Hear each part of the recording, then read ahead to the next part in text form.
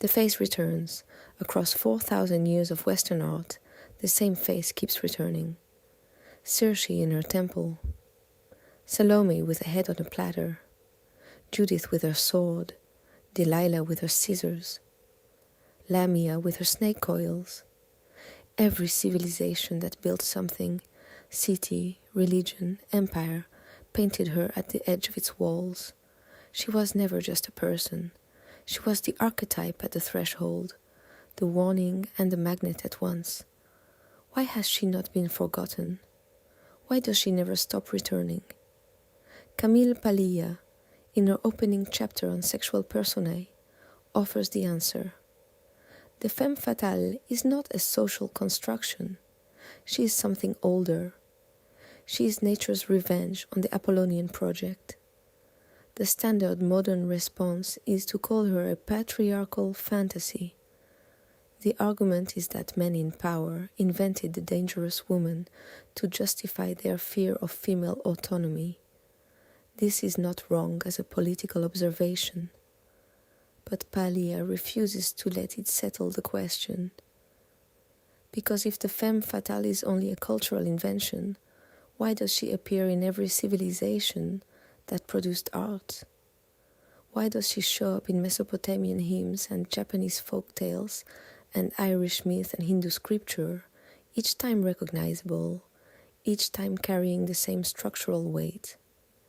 The answer, Paglia argues, is that the archetype is not projected onto nature, it is recognized from nature.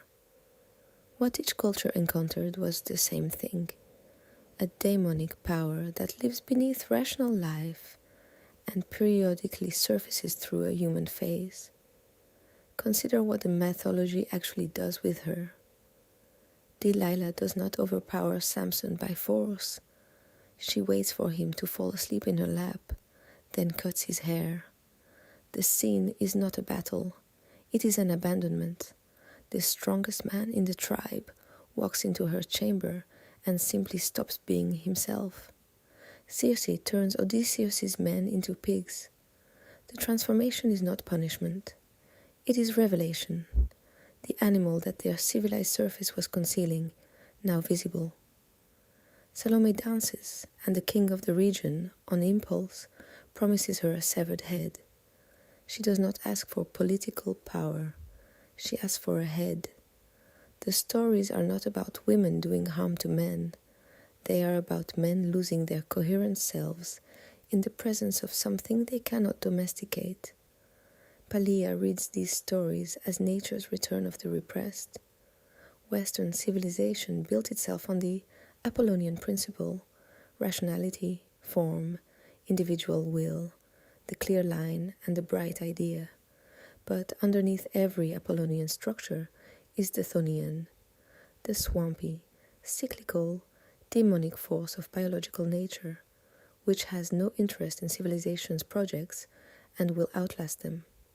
Sex is chthonian, birth is chthonian, death is chthonian, and whenever civilization thinks it has contained them, the femme fatale appears in the corner of its paintings and poems as a reminder that it has not.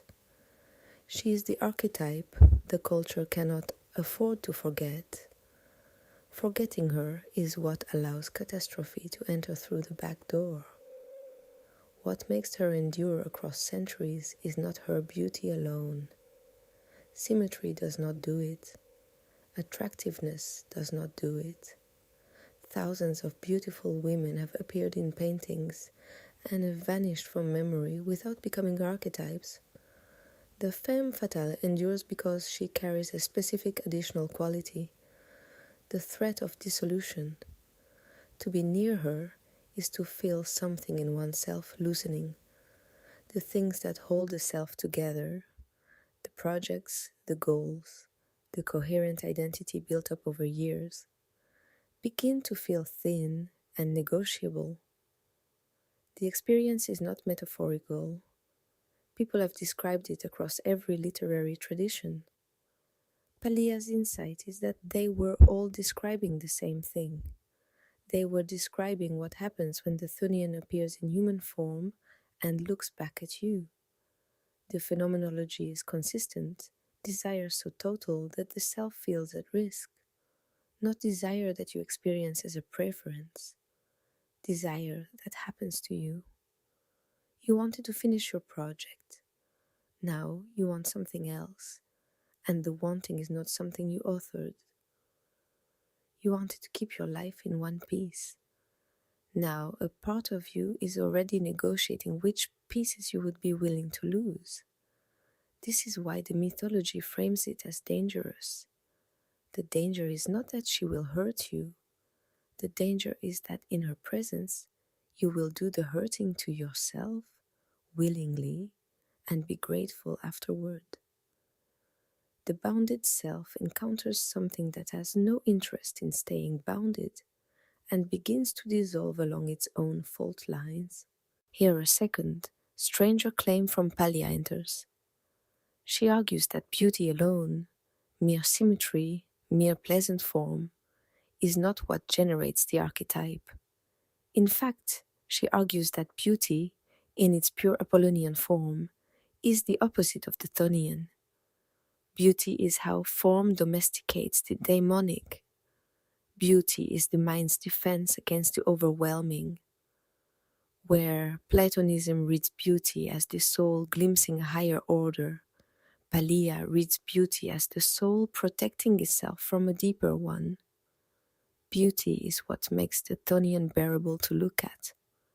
Without the form, the chthonian would be intolerable. It would dissolve the viewer immediately. The beautiful face is the one who has wrapped the demonic in something the eye can rest on.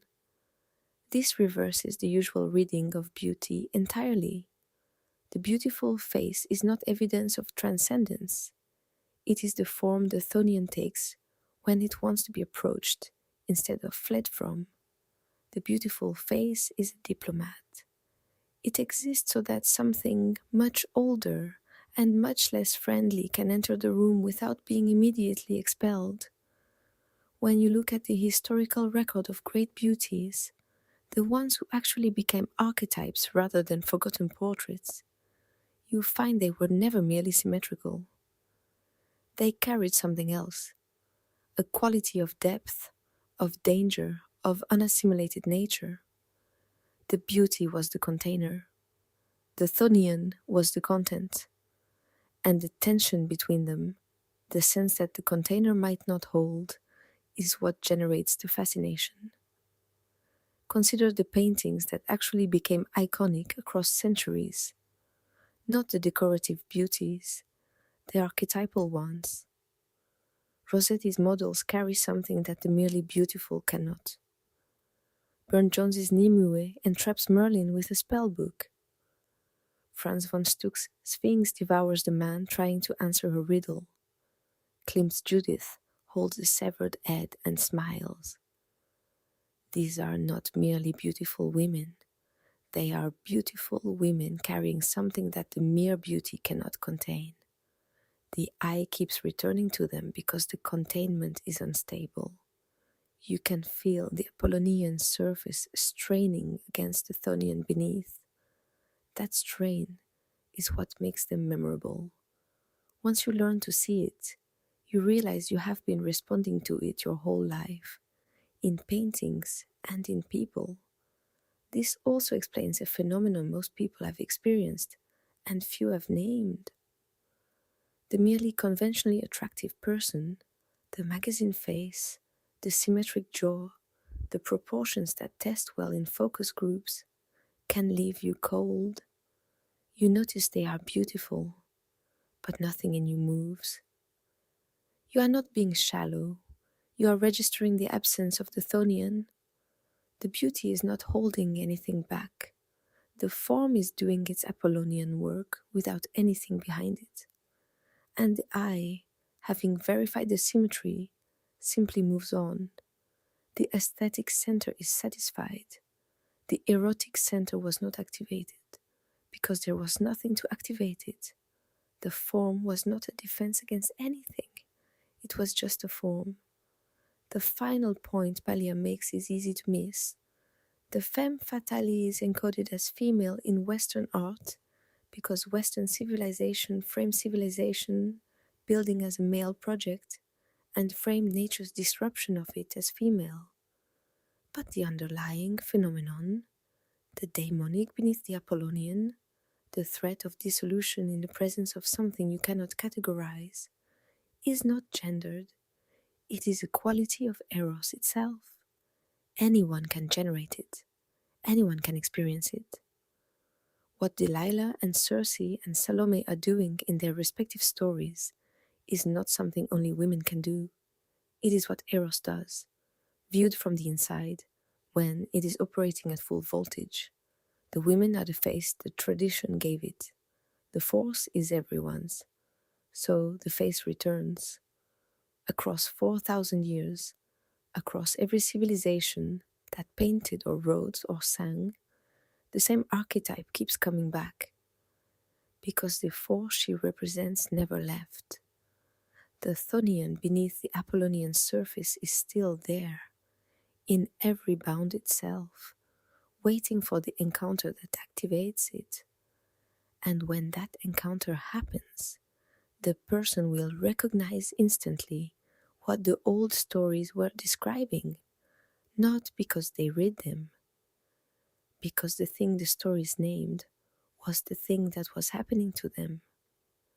Paglia's insight is that the old stories were right, and the modern framework that dismisses them as patriarchal fantasy is missing the phenomenon entirely. Samson knew, Odysseus knew, the king who promised Salome a head knew, and now you know.